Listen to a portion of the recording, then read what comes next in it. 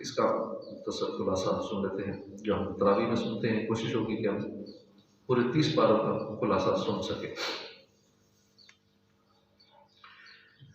चौथे पारे की आयत नंबर 122 से ग़ज़वा बदर का जिक्र है, जिसे तमाम ग़ज़वात का ताज होने का शर्फ हासिल है।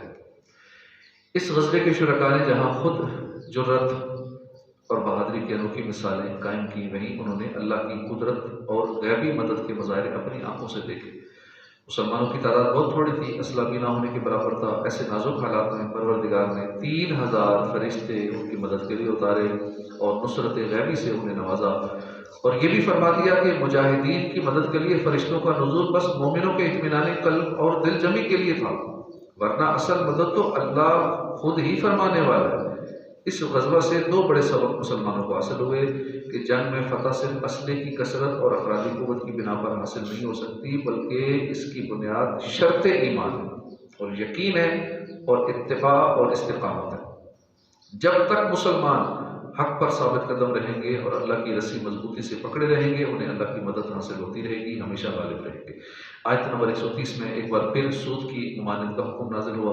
आप आयत नंबर 130 में भी सूद की ममानत का हुक्म है कि सूद कतई हराम है, हराम कतई है, हराम तरीके से माल को बढ़ाना ये सब नाजायज़ हराम है। सूद खोरी से बचने का हुक्म है, उसके साथ ही साथ तकवा इख्तियार करने, जहन्नम से बचने की तलकीन है, अल्लाह की रहमत से लुत्फ़ अंदोज़ होने के लिए अल्लाह और उसके रसूल की इताअत की ताकीद की गई है। ज़ाहिर है कि नेमतें और रहमतें उसी वक्त ही हासिल हो सकेंगी जब अल्लाह और उसके रसूल की इताअत की जाए। फिर बताया गया कि जन्नत के मुस्तहिकीन मुत्तकी होते हैं, जो हर हाल में अल्लाह के नाम पर खर्च करते हैं, गुस्सा पीने वाले होते हैं, लोगों को माफ़ करने वाले हैं, ये अल्लाह के महबूब हैं और अपने गुनाहों पर इसरार की बजाय नदामत के साथ तौबा करने वाले होते हैं। आगे चलकर यहाँ ग़ज़वा उहद का जिक्र है, जो तकरीबन 55 आयात में मुकम्मल होता है। इन आयात में अफरादी क़ुव्वत यानी बंदों या लोगों के एतबार से फ़ौजी ताकत या क़ुव्वत और असबाब में कमी के सबब दिल छोटा करने वाले मुजाहिदीन को तसल्ली दी गई कि साबित कदम रहो, आखिरकार तुम ही कामयाब होगे। अगर वक्ती तौर पर तुम्हें कोई तकलीफ पहुंची है तो अहले हक के साथ ऐसा माजी में भी होता रहा है, मगर वक्त एक जैसा नहीं रहता। मुसलमानों को जब किसी मुसीबत में मुब्तला किया जाता है तो ये उनकी दर्जात की बुलंदी का सबब बनता है। और जन्नत के हुसूल के लिए मुसलमानों को मुश्किलात से गुजरना पड़ता है। और यह भी बताया गया कि मौत से डरना अहले इस्लाम का शेवा नहीं है। ग़ज़वा उहद में पेश आने वाले बाज़ मनाज़र की कल्बी तस्वीर कशी करते हुए काफिरों पर मुसलमानों का रोब डालकर अहले ईमान को मुस्तकबिल में कामयाबी की खुशखबरी सुनाई गई। जिन अहले ईमान से मैदान उहद में किसी किस्म की कमज़ोरी का मुजाहरा हुआ था, उन्हें माफ़ करने का ऐलान कर दिया गया। जिन मुनाफिकीन ने जिहाद पर इतराज़ात करके मुसलमानों की सफ़ों में इंतशार पैदा करने की कोशिश की थी, उनकी सख्त गिरफ्त फरमाई गई। आयत नंबर 139 में बड़ी आम हकीकत की तरफ रहनुमाई की गई कि ग़ज़वा उहद की वक्ती शिकस्त से मुसलमान हरगिज़ दिल बर्दाश्ता ना हो। गलबा मुसलमानों का ही होगा, जबकि हकीकी ईमान से अपना रिश्ता मजबूत कर लें, यानी इनके अंदर ईमान की चाशनी भरी हुई हो और सरवर कायनात सल्लल्लाहु अलैहि वसल्लम की हिदायत की इताअत करते हों। इसके बाद ये हकीकत वाज़ेह की गई कि हर इंसान की मौत का वक्त अल्लाह की तरफ से तयशुदा है। मौत तो तयशुदा वक्त पर ही आएगी। अलबत्ता दुनिया में इंसान के पास दो रास्ते हैं, चाहे तो वो दुनिया की आर्जी और कमतर लज्जतों का तलबगार है, या आखिरत की अबदी और आला नेमतों को मकसूद बनाए। जो जिसकी आरजू करे उसे उसी में से दे दिया जाएगा। अलबत्ता आखिरत की नेमतों के उसूल के लिए मेहनत करने वाले अल्लाह के शुक्रगुजार बंदे हैं और अल्लाह ज़रूर उन्हें बेहतरीन अजर अता फरमाएगा।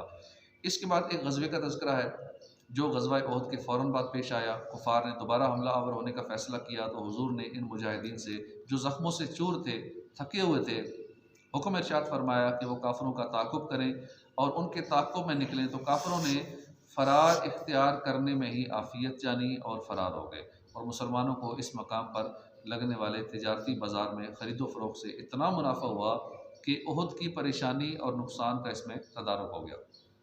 इस नाजुक मौके पर नबी करीम सल्लल्लाहु अलैहि वसल्लम की दावत पर लब्बैक कहने वालों के ईमान और साबित कदमी की कुरान करीम ने तारीफ़ की कि अभी एक जंग से लौटे हैं और अभी थके हुए हैं, ज़ख्मों से चूर चूर हैं, लेकिन इत्तबा रसूल की ऐसी मिसाल कायम की कि जब हुजूर ने ये ऐलान फरमाया कि अभी हमने दोबारा काफिरों का ताक़ुब करना है और एक और गज़वे की तरफ रवाना होना है, तो सहाबा कराम ने लब्बैक कहते हुए हुजूर के साथ चलने का इरादा कर लिया, उस गज़वे की तरफ रवाना हो गए। तो इस चीज़ की अल्लाह तबारक व तआला ने तारीफ़ फरमाई और काफ़िरों की ताकत और असले से खौफज़दा होने वालों को शैतान और उसके हमायती करार दिया कि जो काफ़िरों की ताकत और असले से खौफज़दा हो गए तो गोया वो शैतान और उसके हमायती हैं।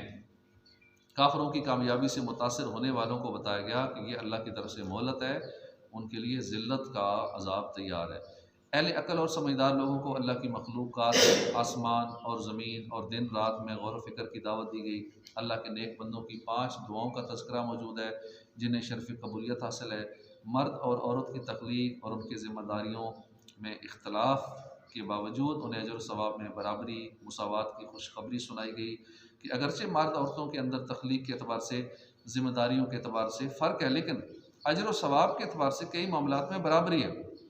इन्हें खुशखबरी सुनाई गई और बताया गया कि हिजरत और जिहाद जैसे अजीम व शान अमाल जो भी करेगा उसके लिए गुनाहों की माफ़ी है। अल्लाह के यहाँ बेहतरीन अजर व सवाब और जन्नत का वादा है। फिर आगे बताया गया कि काफिरों के पास माली वसाइल की फरावानी, ऐशो इशरत को देख कर धोखे में नहीं पड़ना।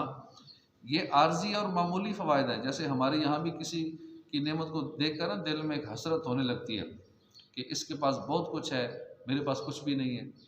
ये आर्जी और मामूली फ़वायद हैं। आखिरत में इनका बदतरीन ठिकाना जहन्नम है। अगर काफिरों के माल को देखा जाए तो इस एतबार से उनका ठिकाना जहन्नम है और मुत्तकियों के लिए नहरें, बागात हैं। अल्लाह के यहाँ उनके लिए बेहतरीन मेहमानी है। अहले किताब में बाज़ इंसाफ पसंद भी हैं जो कुरान और नबी अलैहिस्सलाम पर ईमान लाने की नेमत से सरफराज हैं।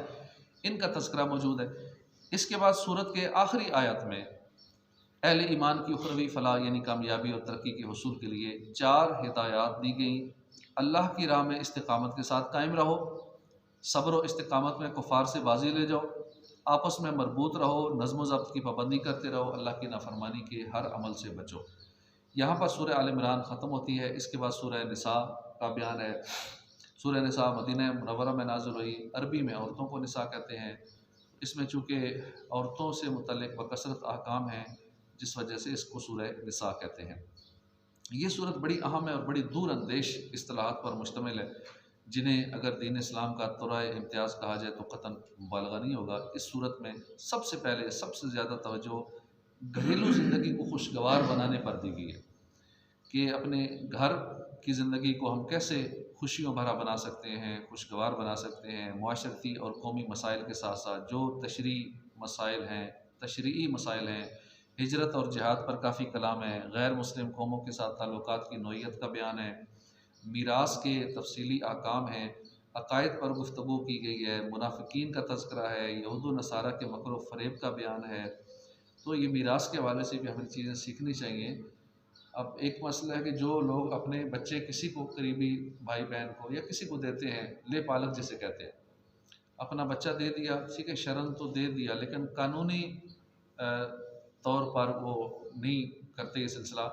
और जब आगे विरासत की तकसीम का मामला आता है उस टाइम फिर वो जिन्होंने लिया होता है बच्चा, अब उनकी विरासत में पास कर वो तकसीम वहाँ कर दी जाती है या वहाँ नहीं भी की जाती। अगले कहते हैं, अगर उनको पता हो भैया तो हमने किसी का बेटा पाला था, तो कभी बाकी बहन भाई उसके लड़ पड़ते हैं कि नहीं इसको तो कुछ नहीं देना, ये तो किसी का बेटा है, तो ठीक है देना वाकई नहीं बनता।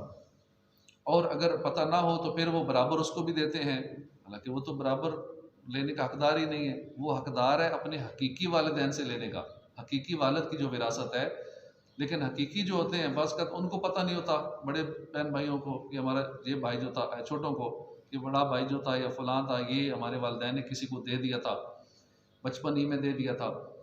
अब जब उनको पता लगता है कि विरासत उसको दी जा रही है, वो तो कहते हैं तो हमारा भाई नहीं है। तो ये इस तरह के रौले बनते हैं क्योंकि जिसने वो पाला है उसकी विरासत का वो हकदार नहीं है। जिसका असल में बेटा है उसकी विरासत में से, या बेटी है या बेटा है, उस वालिद की विरासत का हकीकी तौर पे हकदार होता है। लेकिन इस तरफ किसी की तवज्जो नहीं होती और अपने बच्चों का लेन देन करते रहते हैं। ले पालक बच्चे लोग पालते भी हैं, लोग अपने बच्चे किसी को देते भी हैं।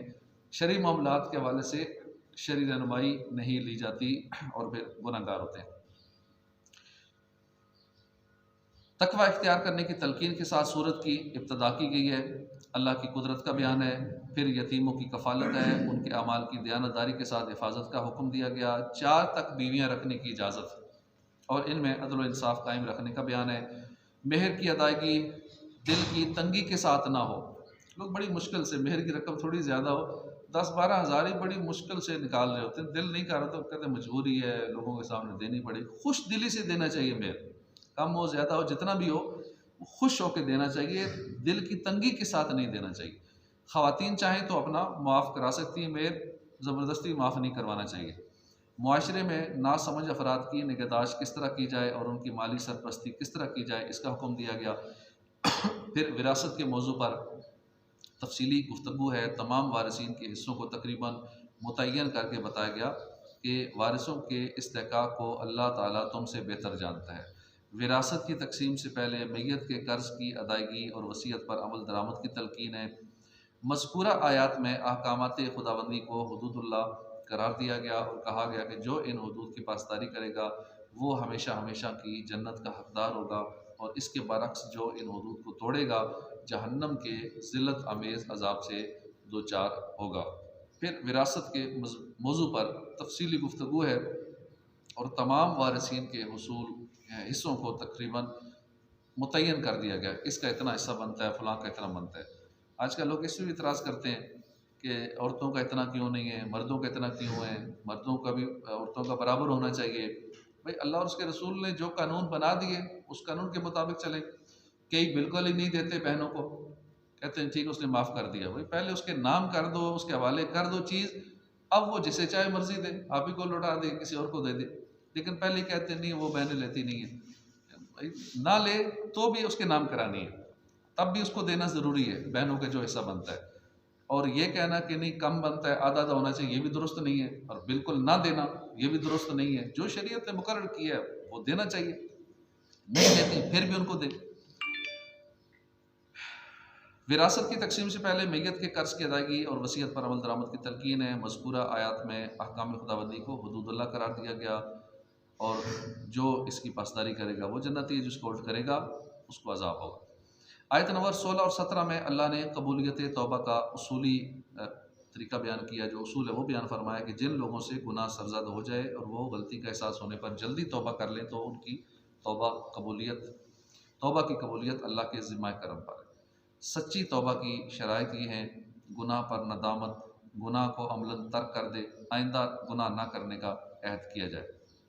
किसी बंदे के साथ अगर ज़्यादती की है तो उसका माल वगैरह लिया हुआ है तो वो अदायगी करनी होगी। जिसमें तलाफ़ी है उसमें तलाफ़ी करनी होती है, जो इबादत वगैरह है उनकी क़ज़ा करनी होती है, तब जाके तौबा मुकम्मल होती है। आयत नंबर 22 में फरमाया कि सौतेली माँ से निकाह मत करो, सौतेली माँ से निकाह मत करो, ये बड़ी बेहयाई है, अल्लाह को नाराज़ करने वाला अमल है।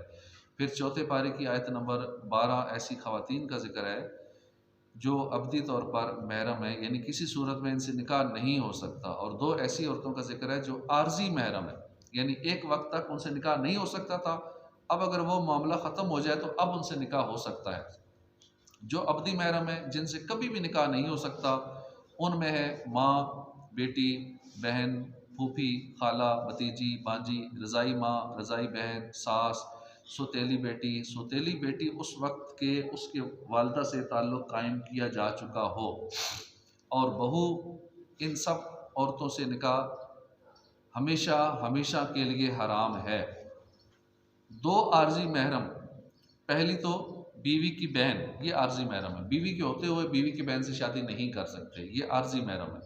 एक वक्त तक महरम है, हाँ बीवी फौत हो गई तो अब उसकी बहन से शादी हो सकती है, अब महरम ना रही।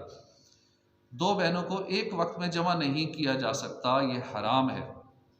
हाँ अगर पहली को तलाक दे दी इद्दत के बाद या उसका इंतकाल हो गया तो अब उसकी बहन से निकाह हो सकता है, इसलिए यहाँ पर इसको आर्जी महरम करार दिया गया। जब तक उसकी बहन निकाह में है उस वक्त तक उसको अपने निकाह में नहीं ला सकता। इसकी तफसीर अहादीस में मौजूद है कि बीवी की बहन के अलावा बीवी की फूफी, बीवी की भतीजी, खाला, भांजी को भी उसके साथ निकाह में जमा नहीं किया जा सकता। जिस तरह बीवी की बहन को निकाह में नहीं ला सकते, इसी तरह बीवी की फूफी, बीवी की भतीजी, बीवी की खाला, बीवी की भांजी, फूफी खाला, भांजी भतीजी, इनको निकाह में जमा नहीं कर सकते। और एक उसूल कायम कर दिया गया कि दो ऐसी औरतें कि जिनमें से एक को मर्द तस्वर किया जाए तो दूसरी उस पर हराम हो, ऐसी दो औरतों को निकाह में जमा नहीं कर सकते। ये चौथे पारे का खुलासा था। अल्लाह पाक हमें कुरान मजीद पर अमल की तौफीक अता फरमाए। आमीन बिजाह नबी अमीन सल्लल्लाहु तआला अलैहि व आलिहि वसल्लम।